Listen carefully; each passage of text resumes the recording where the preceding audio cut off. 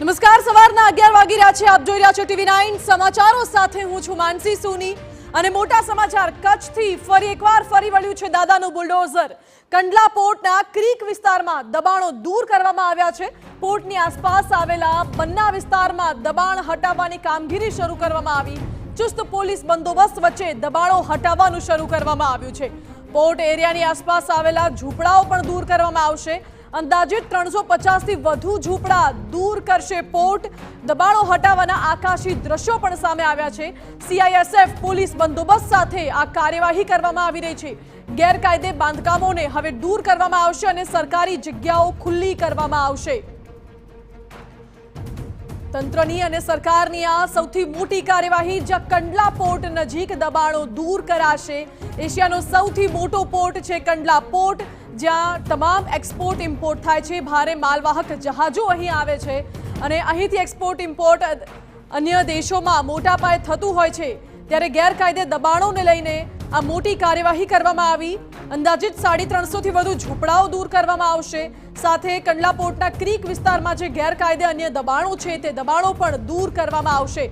દાદાનું બુલડોઝર ફરી વળ્યું છે ગેરકાયદે બાંધકામો ઉપર અને દબાણ હટાવવાની કામગીરી શરૂ કરવામાં આવી છે. વધુ જાણકારી આપી રહ્યા છો સંવાદદાતા જય દવે. જી દવે.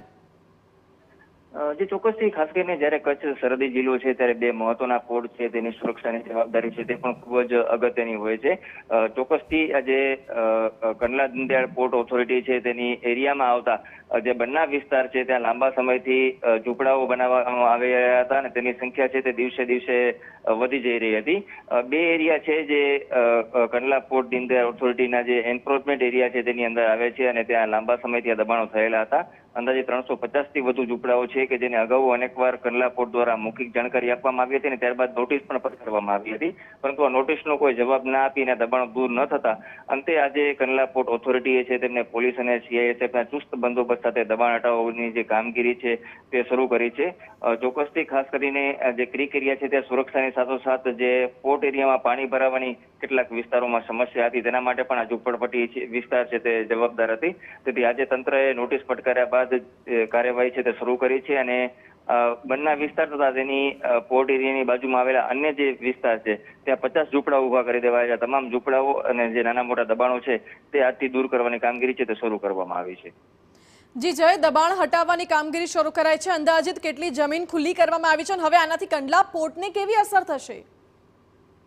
ચોક્કસથી પોર્ટને ઘણી અસર પડશે, કેમ કે મહત્વનું પોર્ટ હતું અને તે છતાં તેની સુંદરતાની સાથે સાથે જે પોર્ટના વિકાસ માટે આ ઝૂંપડાઓ છે તે ક્યાંક ને ક્યાંક અવરોધરૂપ હતા અને જે તેનું દબાણ છે તે દિવસે દિવસે વધતું જતું હતું.